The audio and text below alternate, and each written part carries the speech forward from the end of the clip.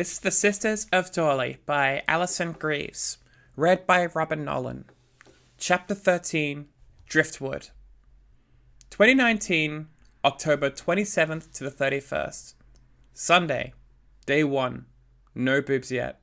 Monday, Day 2, no boobs yet. Tuesday, Day 3, no boobs yet. Wednesday, Day 4, no boobs yet. Thursday, Day 5, no boobs yet. Aaron knocked on my door this morning and asked if my nipples were sensitive, but I think he's just trying to get me to look at his chest again. He is definitely not developing faster than I am. It's only been 5 days. 2019, November 1st, Friday, Day 6, no boobs yet. Maybe Aaron is developing faster than I am. It'd just be my luck. Christine's notes. Don't do this to yourself, Steph. Stefan's notes. Stop reading my diary entries and stop hogging all the double-strength estrogen. Maybe you can gaslight Pippa into injecting you twice on Saturday. Once in the morning, once in the evening, just to make sure to present the other thigh. Were you born unhelpful, or is it a skill you developed in some kind of torture basement? I cultivated it entirely on my own. You have to be a little bit of a douche every day. It's a whole regimen.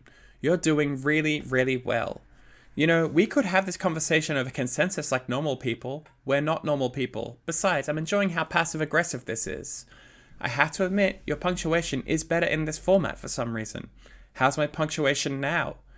I'm viewing these on my phone and it messes with the line structure, so I'm going to assume you're breaking out the ASCII art solely to express your undying love for me.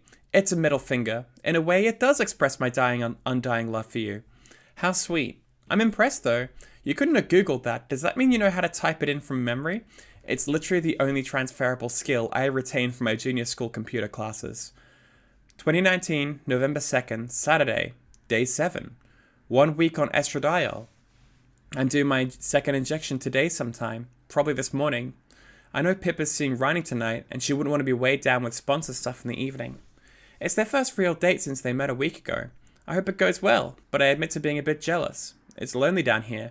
Yes, I have Aaron and the others, and that's fine in its way, but I have to be the same edited version of myself that I was with Russ. The same version of myself that I am with Pippa, even. I hate that I never see anyone who knows me. The last time was with Abby, though, and I freaked out at her, so maybe it's better I keep myself in check. It hurts to see other people getting on with their lives while I'm stuck. Oh well. At least I'm ... stuck with bloody estradiol and goserelin swimming around inside me. Even if their effects on my body thus far have been underwhelming. I can feel it in my head, though. Starting goserelin was like turning off a pair of speakers that have been blaring awful music into my head all my life, and I was in silence for a little while there. Now estradiol's starting up new music that I like, and fuck, this metaphor sucks ass. I hope Ronnie's good enough for Pippa. She deserves some happiness. Sometimes she seems so sad and I really want to hug her, but we're not there yet. I think she still sometimes sees the bad guy when she looks at me, like she remembers who I'm supposed to be. Not often, but enough to keep a little distance between us. Still, she held my hand when she found me crying that one time. Okay, those 2 times. Doing that a lot more now. Before it was like, I don't know, a storm. A really bad one. One of the ones they have to get a name, and that comes once a year and knocks down buildings. Now it's like normal, boring rain showers. I still get wet, but it's not the end of the world. I'm terrible at metaphors. I'm discovering this about myself now. Glad I took linguistics and not creative writing. Christine, if you read this, you nosy cow, I'll come at you with my morning Weetabix. You won't stand a chance. It's hard as rock and it barely qualifies as food. Christine's notes. Ah, the many cruelties of Dorley. 2019, November 9th, Saturday.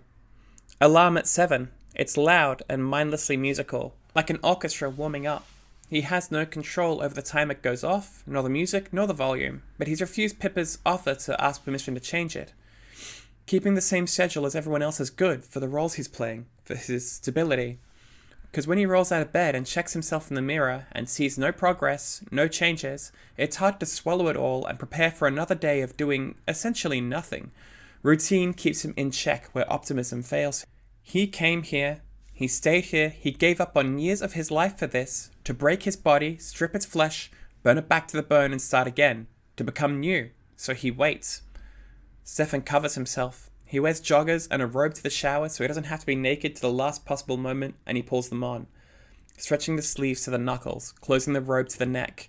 He buzzes his face with the electric razor, picks up his wash kit, and heads to the bathroom. They still have designated time slots to wash up in the morning thanks to Declan, supposedly, but he's rarely allowed out of a cell and never when anyone else is around. Showering in shifts is, like the plastic cutlery, just another step in the gradual tightening of restrictions that was always, one way or another, going to happen.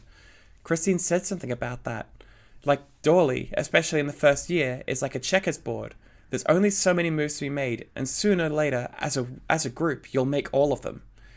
At least the sponsors wait outside while they wash now. Pip is doing. Aaron, late as usual, takes the shower next to his and starts running through his routine at double speed, making up for lost time. Stefan, hair and body already washed, conditioner soaking in, enjoys the hot water. Below scolding, this time and every time, and laughs at the shampoo bottle slips out of Aaron's soapy hands. I'm gonna have to bend over to get this, Aaron says, and before I do, he presents a cautionary finger. I want you to know that there is no unsexy way for me to do this. I'm just gonna have to bend down, and you, somehow, are gonna have to cope. Stefan nonetheless retreats to a safe distance. You could bend at the knees instead. Very unsexy. What? Aaron says, his rear end elevated. Can't hear you down here. He wiggles his bottom for emphasis. Stefan resists the temptation to step forward smartly and slap it. It'd be funny, probably, but the message it would send is not the one Stefan wants to endorse. Because over the last couple of weeks, Aaron's gotten more physically demonstrative, a lot more forward with his backside, and Stefan can't decide if the boy is teasing him or if he is genuinely trying, perish the thought, to flirt. The idea is distracting enough that he almost swallows shower water and coughs it up with the help of a few slaps to the back. He decides, when Aaron's hand doesn't linger, that the little perv behaves exactly as one ought to behave in the situation, that he's imagining things. Besides, Aaron likes girls. That's what those dick pics were about. Life down here is strange enough without convincing himself that Aaron, of all people, is coming on to him. So, Aaron says, straightening up and starting work with the shampoo, did you hear we're due our next round of dick deflation? What? The Gossarellin. You know, the implant? The thing they stuck in our bellies when we got here that suppresses all of our snips and stales and severely limits the function of our puppy dog tails. It's been like a month. Longer for me, actually. And I don't know about you, but I'm itching for a new belly bump. He finishes rinsing out the shampoo, then puffs out his stomach, cradling it in his hands like an expectant mother. I don't know. Stefan pretends to think about it, but it makes sense. Yeah, Aaron holds out the conditioner bottle. Rub it in for me? What? Why? He makes a show of stretching. I slept funny. My shoulder's sore.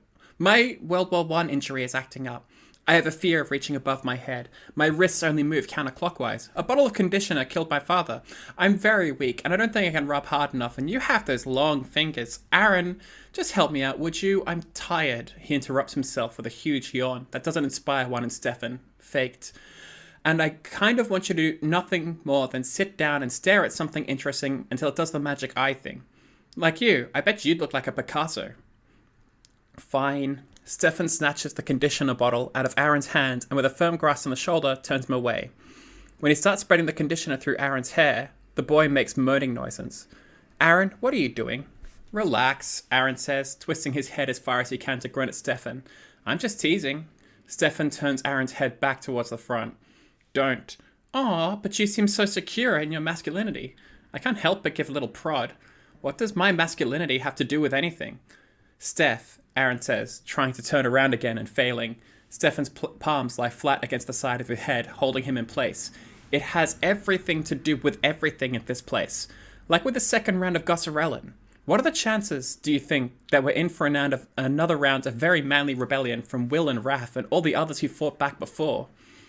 Stefan shrugs, rinses his hands, turns his own shower to cold and starts finger-combing his hair under the water until it runs clear. He's almost pleased to have a moment's thought to a sensible question for once. After the nurse? Low. Unless the Mean Girls try something. Mean Girls. Aaron's nickname for Raph, Ollie and Declan. Not one Stefan would have chosen, too obvious, although if it has a saving grace, it's that none of the boys appear to have seen the movie. Maria smirks every time Aaron says it. Exactly my point, Aaron says, whirling around, finger first. That nurse was softening us up. We had weapons pointed at us, and we were borderline sexually assaulted. No borderline about it. And now we're all just going to calmly submit to the next indignity. We've been manipulated into suppressing our natural masculine responses for fear of reprisal. Stefan can't help it. You have natural masculine responses? Where? Maria, Aaron shouts. Steph's being mean to me again. Maria, waiting just around the corner, out of sight, yells back. Good.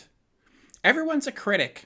Aaron rinses his conditioner. Too soon, in Stefan's opinion, but he always times it so they finish their showers together, and Stefan just got done with his, and shuts off the water. Anyway, Steph, we're all kind of softening up.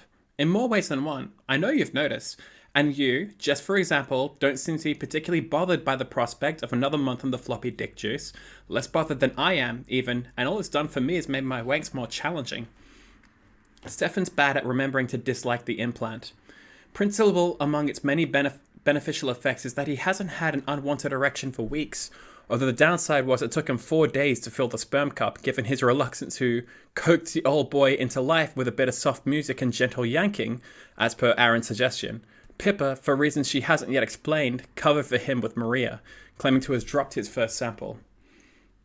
What would be the point in caring, he says. I feel like I say this over and over again, but they have tasers, Aaron, and the battens, and the keys to many, many locks. You don't think we should fight even a little? No. Aaron claps him on the back. Good. Ha, shit, Steph, that's all the excuse I need to just sit down and take it. Fighting's for idiots, you know? He quickly wraps his robe around himself. Maria, I'm ready for my emasculation now. Pippa, waiting with Maria, intercepts Stefan as they leave. Hey, she says, touching him gently on the shoulder. Heard you talking about the new Gossarellin shot. Are you really ready for it? I know it's not a good thing. She looks sideways at Maria, who is preoccupied with Aaron. But it's the rules. We can do the vitamin jab at the same time. Get it all over with at once, you know? That way you won't be waiting around for... She's starting to babble. Yeah, Stefan says, cutting in. Sure. Her eyes are everywhere but on him, and he has to remind herself she doesn't know. She thinks she's deceiving him. The vitamin shot? Maybe that's the barrier between them? Not her perception of him, but her perception of herself. Her fingers stiffen on his shoulder. I can get one of the others to do it, if you'd rather. It's fine, Stefan says. The smile is easy to make genuine, and he reaches to cover up Pippa's hand with his own. I'm not going to make a fuss. Maybe you should, she whispers and bites her lip. Hey, Pip, he says, I won't. She looks at him at last and is pleased to discover him smiling and brightens. She matches his smile, comes back to life and pushes him away with a laugh, shaking the water off her hand. Steph, you're all wet. She squeezes out a few more drops from his hair and flicks them at her. She evades, giggling as he leaves with Aaron. So, Aaron says, out in the corridor, normally alone together, are you two kissing or what? Who, me and Pippa? No, we're friends. Besides, she's dating someone. How do you even know that? Aaron shoves him gently. You really do have the Stockholm Syndrome, don't you? Stefan plasters the toothiest grin. What, you don't hug Maria? No, I think if I tried, I'd set up a bunch of booby traps hidden in her clothes. And hey, speaking of boobies... Nope, Stefan cuts him off and turns away to unlock his door before Aaron can get his nipples out again. I don't know why I have to keep telling you this, but reducing your testosterone is very unlikely to make you grow breasts. You're still just as flat-chested as I am, and now for the love of God, put some clothes on. Yeah. Maybe several extra layers to be safe, Stefan yells as Aaron's door closes behind him. He can't help checking himself in the mirror again. Aaron definitely isn't swelling up on the chest. He had ample opportunity to check in the showers, and did so to calibrate his expectations, but unfortunately, neither is he. A few minutes later, when he's dried and dressed, Pippa enters, carrying the vitamin injection kit and a slightly more intimidating Gossarellin implant needle, smiling apologetically, still remorseful about the lies. So he keeps up the chatter with her and tries to make it feel as normal and routine as possible. One in the thigh, another in the belly, and he's out the door again, waving Pippa goodbye and heading to the dining room for his rock-hard Weetabix. Aaron doesn't waste any time getting to the point. Ever since Will and Adam seem to finally resolve their ideological differences, Adam doesn't ever mention demons anymore, and Will hasn't called him a religidiot for weeks. It's generally Aaron who cuts through everyone's morning haze. The boy's mouth has no brakes. It's come to my attention, he says, that my sponsor, he air quotes with a Weetabix for emphasis, is aloof, highly critical, and physically undemonstrative, and I consider myself discriminated against in this regard. Thoughts? No thoughts, Stefan says. Eating. Aaron uses his Weetabix as a pointer. Steph has movie nights with his. Meanwhile, Maria treats me like a disobedient child. Perhaps if you didn't behave like a disobedient child, Will says, she might upgrade you to deeply unpleasant adult. You're one to talk. I've seen how Tabby treats you. If she could get behind a big sheet of glass and only touch you with those big rubber gloves they use to manipulate nuclear materials, she would. That's called professional detachment, Aaron. She's got a job to do, and no matter how much I don't like it, no matter how much I don't particularly like her, she's doing it. There's a whistle as the speakers in the ceiling activate, and Tabby, amid a small amount of microphone whine, says, William, that's the most sensible thing you've said this week. Will nods, satisfied. Hey, Aaron yells, looking up. Tell Maria I want more hugs from now on. The circuit board clicks off with a loud thump and a spit of feedback. Stefan imagines Maria in the security room, hitting a rocker switch slightly too hard. No hugs for you, Adam says, and Will grins, nudges him with his elbow. Getting it from all sides today, Aaron says. Martin, what about you? You best buds with Ella? Does she tuck you in at night? She hates me, Martin mumbles. Yeah, well, you did kill a guy. Adam, how's Eddie? She combs my hair, Adam says. He's not eating, just drinking a glass of oat milk and leaning his chin on his hand. It's true. She combs his hair. I've seen it, Will says. That's it, Aaron says, throwing down his plastic spoon. Maria! The speakers remain stubbornly silent for the rest of breakfast, denying Aaron his catharsis. And when Maria arrives to escort them into the common area, she doesn't respond to Aaron's outstretched hand and pleads to just hug it out. It's a little concerning that she's there. For the last week or so, they've been largely watched over remotely and left to deal with their own devices, except when one of the sponsors has something they want to say in person.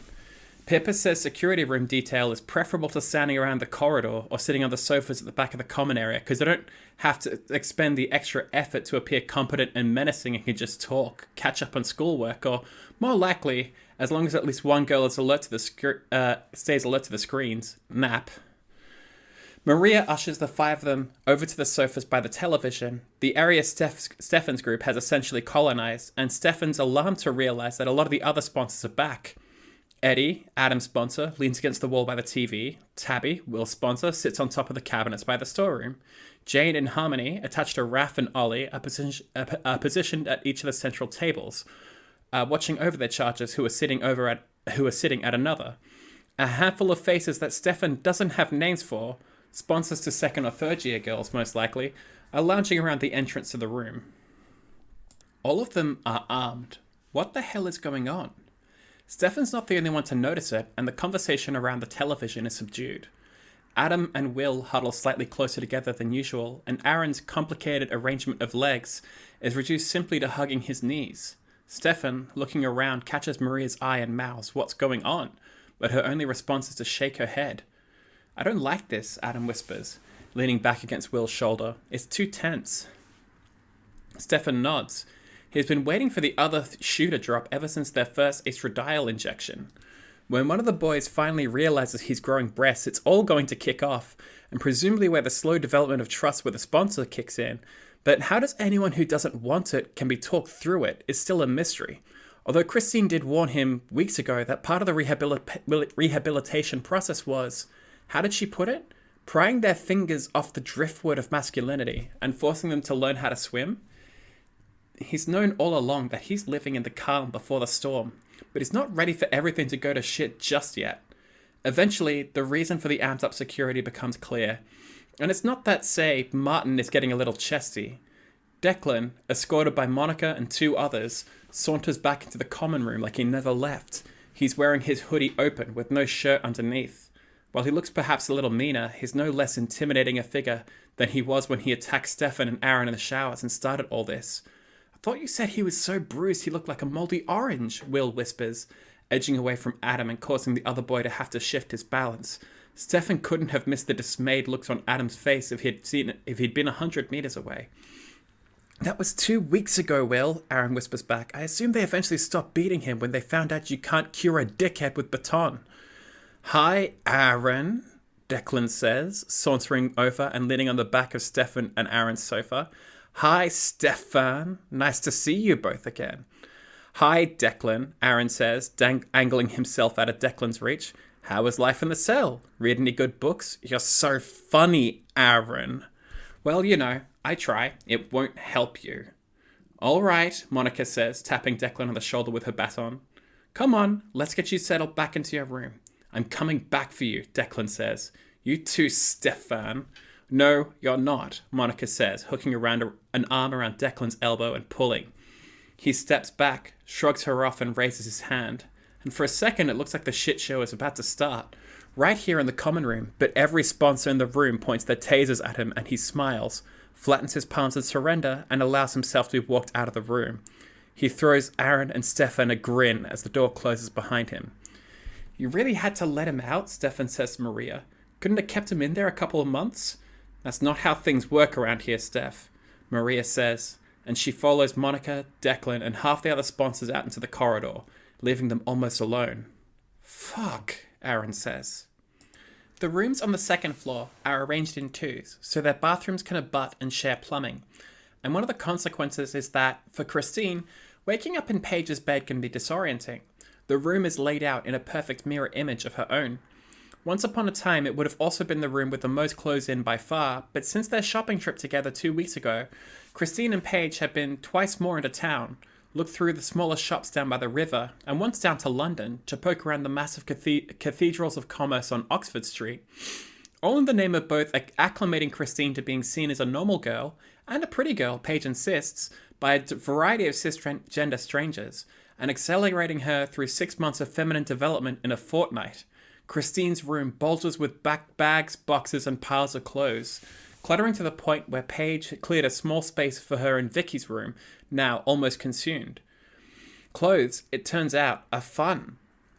What time is it? Paige moans, rolling over in bed and flopping her hand over Christine's chest. Ouch! Christine pushes her off for just long enough to pull Paige's arm tightly around her waist, where it can do useful things such as embrace her and not, for example, brush roughly against her sore nipples. I'm aching again. Be careful, she scolds. Sorry, says Paige with a grin, and uses her advantageous new position to kiss Christine on the cheek. If this is another growth spurt, I'm going to be so mad at you. Christine waits for Paige to pull back a little, and then she turns over, meeting her face to face and kissing her on the lips. Stay mad, she whispers. It's warm in the room, despite the November chill. Dorley Hall's centrally controlled heating is too miserly for Paige, who feels the cold. So she runs an electric heater on a timer and probably wipes out a reasonable percentage of the money saved in the process. So Christine kicks off the blankets, enjoying the sensation of the high thread count sheets, another influencer bonus, gliding smoothly over her waxed legs and suppressing a giggle. Her old self would have never gotten to discover how good that feels. Paige rolls over again, onto her back, causing her teardrop breast to flatten against her chest, and it's too tempting not to ambush her, to push up with an elbow and let the momentum carry her onto Paige's side of the bed, squashing one of her own breasts against Paige's ribs, slipping a cheeky hand into her underwear, searching. Thin scars buried under pubic hair, new since the last time they were together, in their second year. Christine's discovered them, kissed them, run her fingers over them, blessed them in every way she knows how, added a third finger in the middle, and coaxed from Paige sounds Christine never wants anyone else to hear. Those moans, those squeaks of delight are hers. Christine has scars to match. Paige has returned the favor, and because she treasures everything about her, she calls them beautiful. Scars are powerful, Paige said a few nights ago when they lay next to each other out in the green, soaking in the starlight. Scars mean survival. Christine doesn't like to think of herself as someone who survived. She prefers reborn, but Paige is all about the redefinition of self, so she hugged her and kissed her and took her back to her room. She had to run back out the next morning before class to retrieve the dewy picnic blanket before the heavens opened. Today, she contents herself with a quick and playful caress before dropping a kiss on Paige's nose and skipping off to steal her shower. A minute later, Paige joins her, opening the frosted glass door with a shyness Christine feels she's the only one to have ever seen, whispering, "Tease." They take their time getting ready. Her makeup, when she eventually replies it, receives Paige's approval on the first attempt, and they head downstairs for breakfast, on the way exchanging greetings and smiles with Julia and Yasmin, who they catch returning to Yasmin's room, their rekindled relationship apparently melting the hearts of even the second floor's most dedicated loners. Christine, Aunt B says, as they flop into the chairs in the packed kitchen table and accept coffees and plain mugs from a second-year girl Christine only sort of recognizes. You look wonderful. Paige must be rubbing off on you. At the other end of the table, Jody hiccups and inhales her orange juice. Christine, probably visibly bright red under her light foundation, doesn't believe for a second Aunt B doesn't know exactly what she's implying. That Aunt B, what a jokester. Christine can almost ignore the many disturbing things she knows or suspects about her, to which she's recently added the discovery that the nurse Karen Turner's entire electronic profile has vanished. Facebook, gone. LinkedIn, gone. Her staff page at the local hospital, gone. She's not even on the electoral roll, and when Christine used a random and miraculously still functional London payphone to call the council, she turned out not to be on their records either. The woman's just gone. The suggestion that Aunt B, or someone she's close to, is able to perform such a feat is more than a little disturbing, and Christine spent a whole afternoon last week making triple sure her unauthorized escapades around Dorley Hall have all had their digital footprints wiped clean. Whatever. Aunt B could be a mafia don and there'd still be nothing Christine can do about it, and if she did have the nurse killed and her presence scrubbed from the internet, all that means is there's one less devil in the world. She puts it out of her head. She's surprised to see Jody downstairs, though. It's not that she's unsociable, like Julia and Yasmin. She has her other friends. She also looks considerably less goth than usual. Is someone at Dorley attempting a teen movie glow-up on her? Is Aunt B? Christine hopes it backfires, and she returns to her usual all black with frills by next week.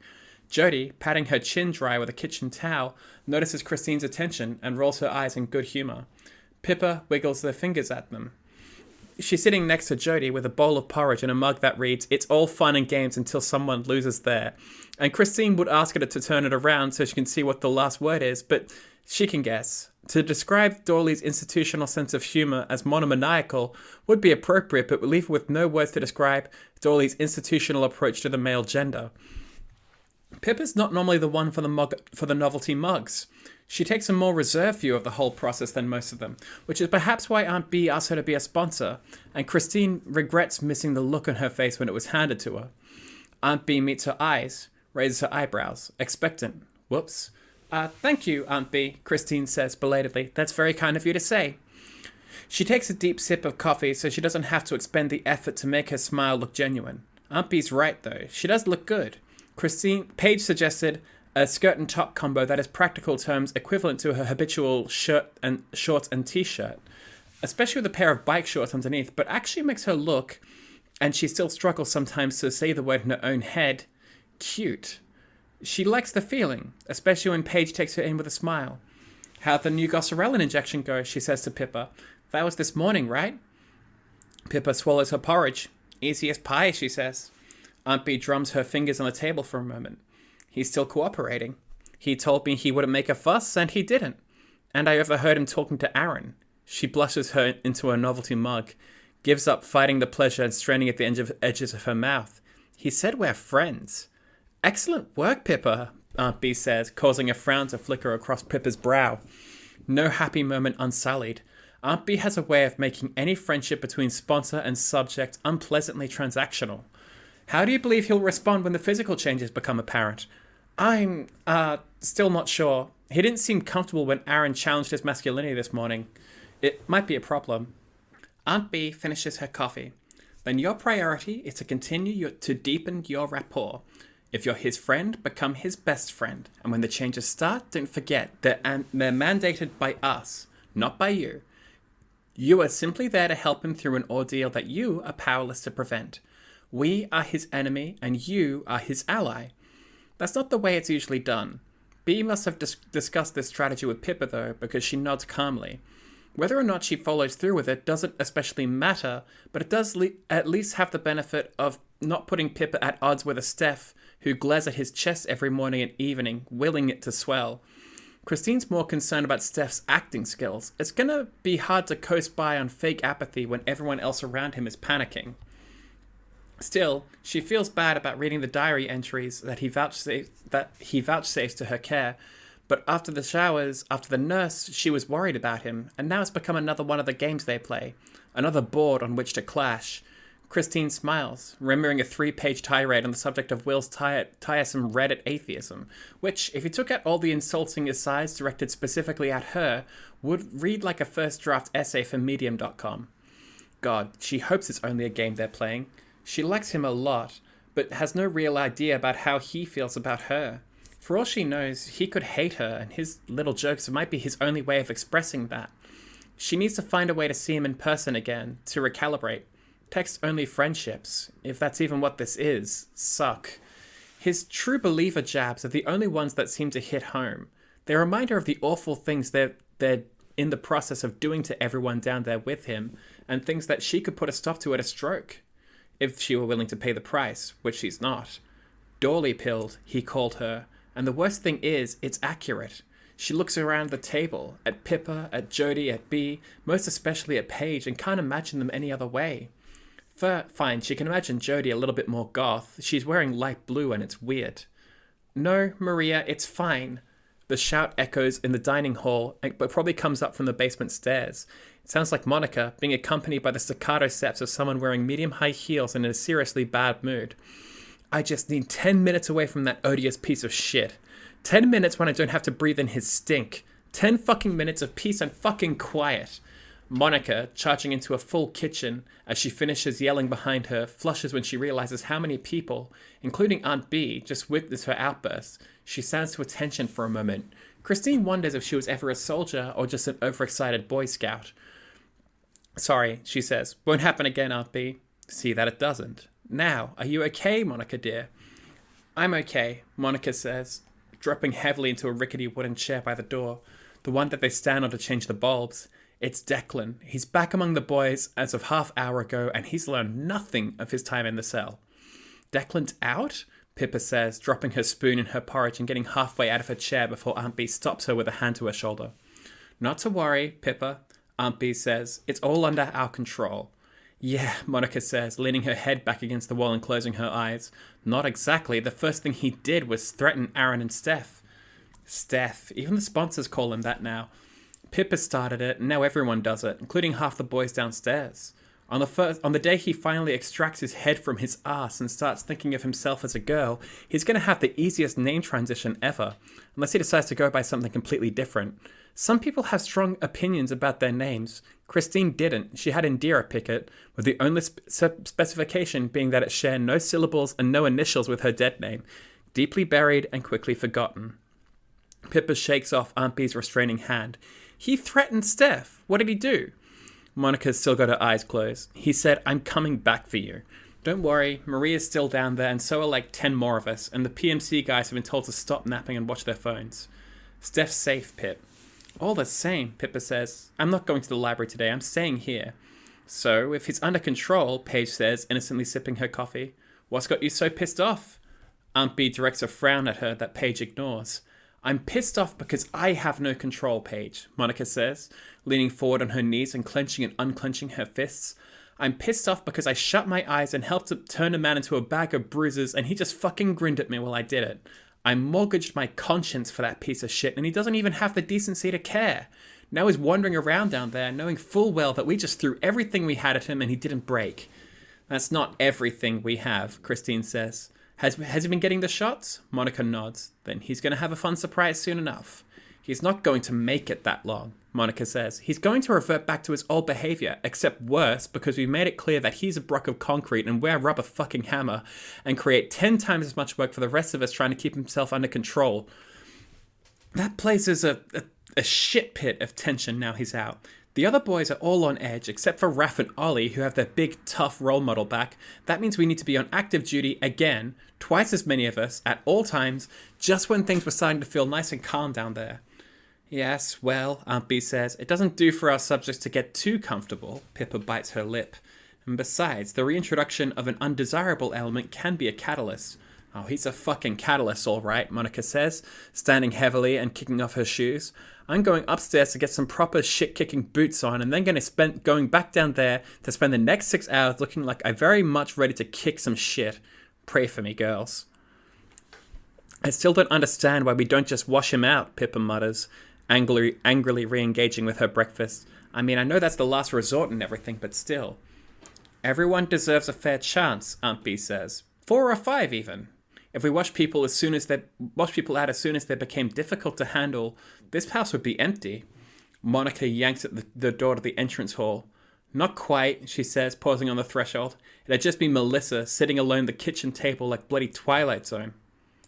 The bedrooms in the basement are, as Stefan originally observed, laid out in size like mid-budget dorm rooms, and thus can comfortably seat two, one on the bed, one on the chair, and even three if two people don't mind sitting together on the bed. At four, they get cramped.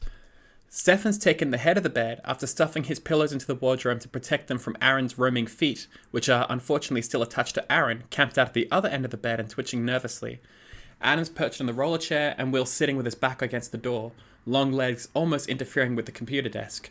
Martin, to Stefan's relief, didn't follow Stefan and Aaron the way Will and Adam did, and presumably locked in his own room, doing whatever he normally does in the 18 hours a day he spends in there, perhaps with added Declan-related anxiety. None of them seem to want to start the conversation. Not even Aaron, who stops fidgeting after a little while, draws his feet up under himself and starts quietly drumming his fingers on his knees. Stefan puts some music on, one of Pippa's playlists, it's mostly Taylor, and decides that if no one else will break the silence, it's up to him. So, Declan, Aaron says quietly, again. What do we do about him? We go back to the old system, Will says. We've been getting slack anyway, getting soft. We stay in our group. He whirls his fingers around the room, encompassing all of them. This group. Fuck Moody Martin. He's useless. He can fend for himself. Adam reaches out towards Will, but Will ignores him. What if Martin needs our help? He says, covering for his dismay. He doesn't deserve our help, Aaron says into his chest. Hands up everyone here who's killed a guy. No one raises their hand. Exactly. I'm a bastard. Will's a bastard. Anyone's guess about Adam and Steph, but none of us are killers. So Declan can have him. He wants him. He doesn't, Stefan says, and then frowns when they all look at him. He said it quickly, but it feels right, so he interrogates it. Declan never went for him. None of them did, because he wouldn't fight back. Exactly, Will says. It's no fun when you know they can't fight back. Yeah, Aaron says. Martin would take a punch and then beg for another. He raises his hands in a pretend plea, but drops them again almost immediately. Doesn't even have it in him to shit-talk Martin properly, which is almost heartbreaking. Why'd they let him out anyway? Adam says. I've been thinking about it. It doesn't make any sense. He leans forward on his chair. People, when they get taken like that, they don't come back. I don't know, but it's fuck their authority right up, Will says. Maybe not with any of us. Don't know about you, but I don't want to spend 2 weeks getting the shit kicked out of me in a cell, and I have a healthy amount of respect for those tasers. But Declan's got them beaten. They've spent a fortnight repeatedly fucking him up, and now he's back. What about washing out? Stefan says. Will raises a dismissive hand. That's the bogeyman. Always lurking, never seen. The big threat they never deploy. Not true, unless Abby and Christine both lied, which seems unlikely at this point. The washouts go, and they don't come back. And given that anyone who went through what Declan did and subsequently got released would go straight to the police, it's not likely they go anywhere good. I'm choosing to take the threat of washing out seriously, Stefan says. Suit yourself. No, but seriously, Aaron says. What is their plan with Declan? With all of us? I mean, we all got our new Goserelin implant, right? So we're here for another month. And then another, and another. What's the end game here? Unless we all wash out in the end, some of us are walking out. And then what? We don't go to the cops? Or the papers? Out of the goodness of our hearts? And are they even going to stop with the Goserelin? Are we going to get starting some psychotropic shit next or something? What are you saying, Will says? That we're here forever? That you thought this was an experiment or something? That we'd all been gotten drunk and made to sign a consent form? 8 weeks max, you said. Yeah, and you thought it was work jail, and you thought it was demons, and I have no idea what Steph thought because he never opens his fucking mouth unless it's to needle me about my fucking dick pics, and for Christ's sake, I know that's a messed up thing to do, Steph, of course I do. And I've had more than a month in a concrete hole to think very, very hard about how absolutely incomprehensively I've fucked my life up, and you know what I've realized? I'm exactly like Martin the fucking murderer. His loving family leaned on his court. My shitty family made it all go away. He ran off from rehab because he wanted a drink. I started straight back up with my shit. I'm exactly as pathetic as he is, and I have to live with that and be brutally fucking honest. I'm almost pleased to be facing some kind of real consequence for it, if only because it'll piss off my family, but I still go to bed every night thinking about it, so you please stop bothering me with it every single fucking day. Yeah, Stefan says. I'm sorry, I get it. You don't want to hang out with a little freak pervert. No, you're shit. Aaron, you're my friend. No point pretending like he's not anymore. What's that saying? There are no atheists in foxholes? Well, maybe there are no truly healthy friendships in the Dorley basement. No ethical fraternity and late-stage feminization. Anyway, his moral high ground is a lie. All of them here fucked up and hurt people, including Stefan. He barely knows his parents anymore, and his sister, his excuse, is a near stranger because he decided closing himself off completely after Melissa was a better option than facing up to his shit. Sure, it felt safer at the time to burn away quietly over years rather than take a risk, but there's no such thing as self-immolation without collateral damage. No son/daughter for his parents, no brother/sister for Petra, no best friend for Russ when he needed one the most. All his fault. He hurt people. It almost feels good to realize it. That's a joke, Aaron says. We're not friends, we're just here at the same time. No, Stefan says, reaching forward, risking the contact. Aaron doesn't flinch at the hand on his arm. I mean it.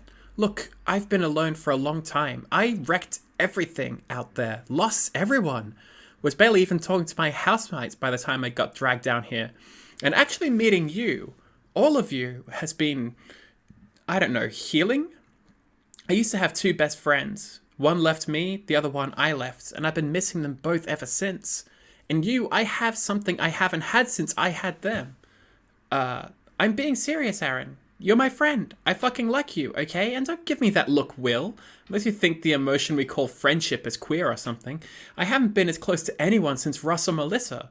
Oh, shit, Aaron says. Are we finally getting your tragic backstory? No, Stefan says, and then remembers. Not enough Paragon points. Hey, no callbacks. I'm sorry. I won't bug you again about it. Good, Aaron says. Thanks. Fuck, and hey, sorry about the feelings, William. By the door, Will throws up his hands in exasperated surrender. You're all gay, he says.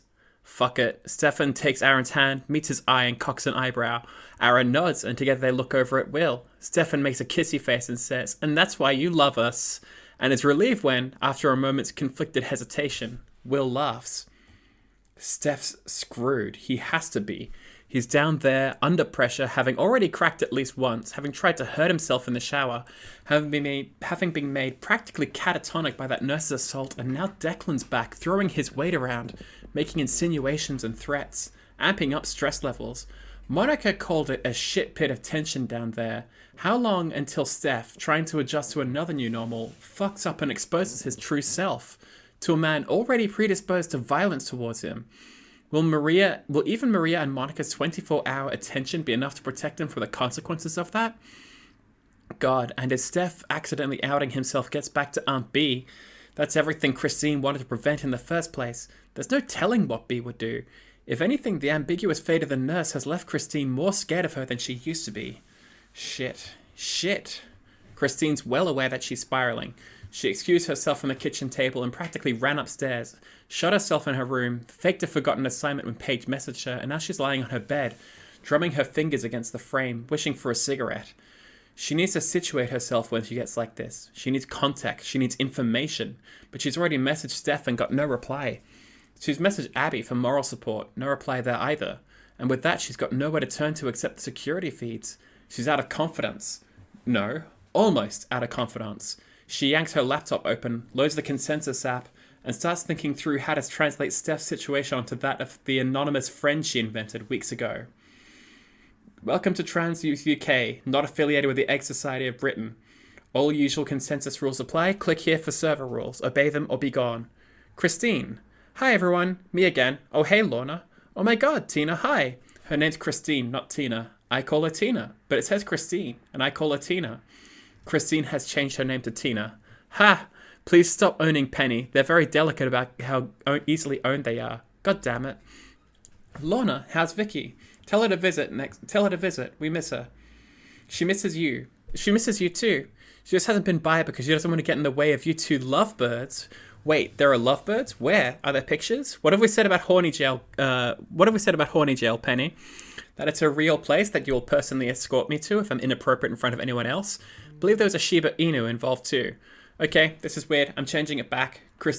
Tina has changed her name to Christine. Does this mean I'm still owned? Obviously. Do you all just dunk on Penny all day on here? They do, Tina, and they're so mean to me. Every day I get up, I'm subjected to so many awful things. That's terrible. Bad, Lorna. Hey, it's mostly Alex, to be honest. Girl Alex. It's true. I came out only a few months ago, and the universe saw it fit to grant me a horrible little gremlin to message me weird internet porn in the small hours. Make fun of my boyfriend. But your boyfriend's so rubbish, he makes it easy. I'm screenshotting everything you say about him. He owns a technology company. He can make your phone explode. Bitch, Motorola already made my phone explode. Your boyfriend sucks. Hey, I actually came online for a reason. I have kind of a problem, like the last one I was on here. Sorry, I'll swear I'll come on socially at least once before the end of the year. Is it okay if I get straight into it, even if it's really depressing?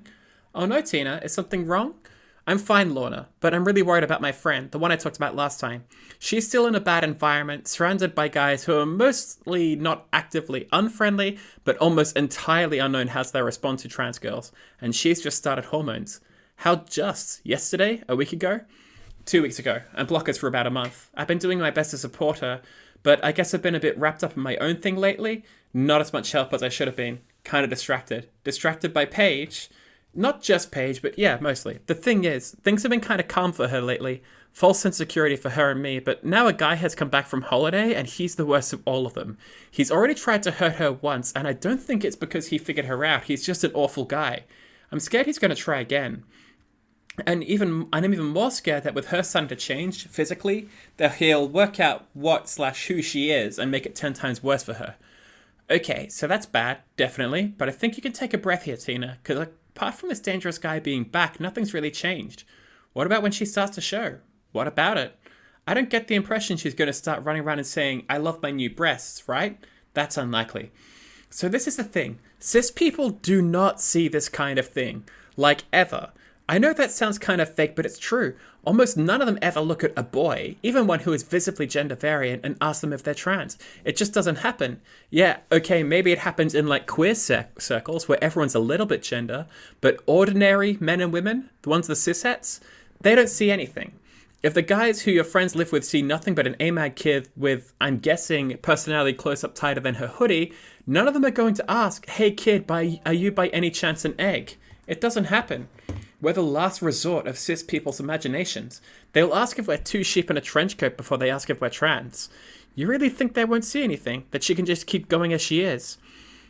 I mean, it depends if she starts doing voice work or wearing affirming clothes or something, but from what it sounds like, she's just trying to stop the testosterone in its tracks and start her body fixing itself, right? She's going to wait until it's safer to actually socially transition. Probably yes. Think she'll be okay then? I hope so anyway. Obviously there can be variables, but I don't think her situation just got significantly worse. I don't think you need to start panicking just yet. I don't know about this. I'm not so sure that cis people won't ever guess. Alex, no. Your experience does not apply. I know your boss was wondering if you were trans before even you were, but you were literally in a dress and puckering your lips at him for days on end. I didn't pucker. Mostly I panicked. You panicked in a dress though. You can't deny it. We've all seen the pictures. You were on boothbabes.co.uk. Lorna's right. You don't exactly have a typical transition story. Oh? Girl Alex, technically I was force-femmed. What? It was a whole thing. She learned about force-femme stuff like a week ago and she won't shut up about it. She thinks it's terribly funny. You mean force-femmed in stories, right? Fiction? What else? Okay, good, just checking. Are you really alright? Yeah, it's a whole new world for me. I am but a naive little cis girl, and you're doing very well. Lorna, can we keep her? No, she's spoken for. And you didn't feed the last cis girl you brought home. We don't have to feed her. She works in her office. She buys her own food. Wow, defensive much?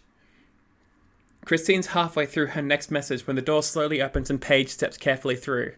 She smiles, but it's a nervous smile, one that causes Christine's heart to lurch, so she quickly types out a grateful goodbye, closes her laptops, and stands up from the bed. Paige takes a step back, leans against the door, and Christine, limbs going cold, doesn't move any closer. She doesn't know what's going on, but Paige hasn't seemed this brittle since the end of their second year, when Aunt B locked her in a room for a week.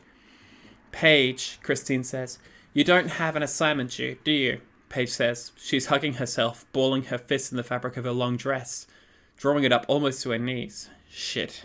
No, Christine says. You seemed so scared when you left the table. More than you would just be for schoolwork. It was more like the way you used to get, years ago, when you thought you'd done something wrong.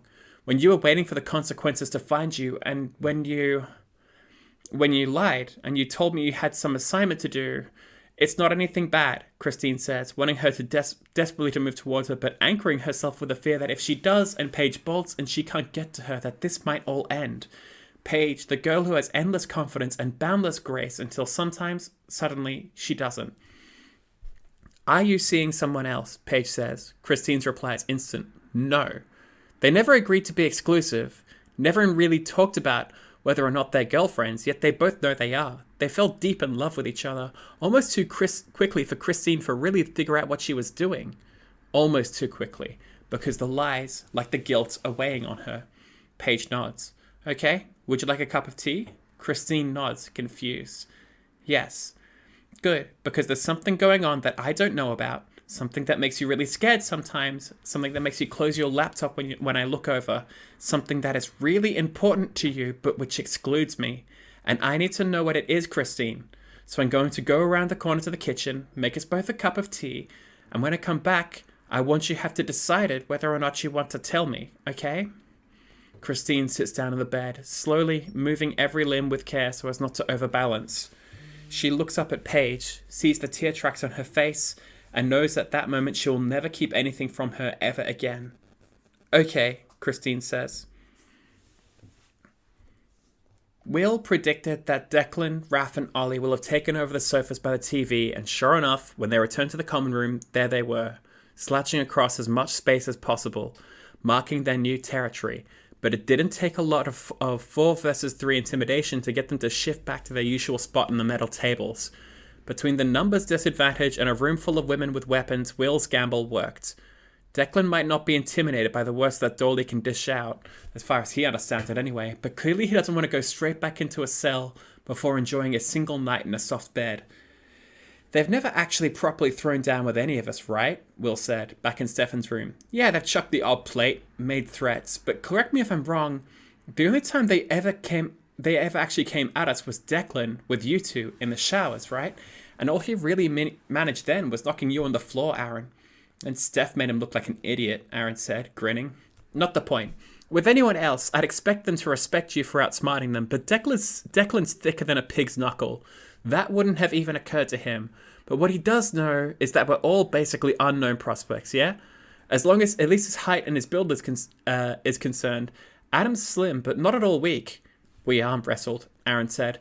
And I only just won, and you two, you're both kind of small, but anyone who's been in a real fight knows you can't discount the skinny guys. It's the skinny guys who are quick, skinny guys who'll break a bottle over your face, shove a plastic fork up your nose, Aaron muttered. So, Will continued, ignoring Aaron, we're a united front. Like before, only more so. We do everything together. No exceptions. One of us has to piss, we all have to piss. I don't care, and Aaron, before you say it, if it makes us look like a bunch of schoolgirls. You'll have to learn how to make sacrifices if you don't want to get your face split open. Declan and his cheerleaders are going to want to get us alone, and we don't let them. Agreed? Stefan, sitting in his usual spot on the sofas and filtering out the vast majority of the baking show on the TV, is still a little surprised they're able to push Declan's lot back onto the tables, and reluctantly he gives Will a few points on his internal scoreboard. It was him who did most of the talking after all. Stefan's not entirely able to relax though. Not just yet. Not with his back to the room and Declan undoubtedly irritated, so he keeps his ears open. Half to Aaron's prattle, reassuringly resumed after an unsettling period of keeping his thoughts mostly inside of his head, and half to Declan, Raph, and Ollie's conversation, in case there's anything of value to be found there. He's never actually listened to them before, not really, and mostly they talk about what they would have guessed. Mishmash of sexist and racist jokes, some bravado about a time in their life they kicked a particularly large amount of ass, that sort of thing.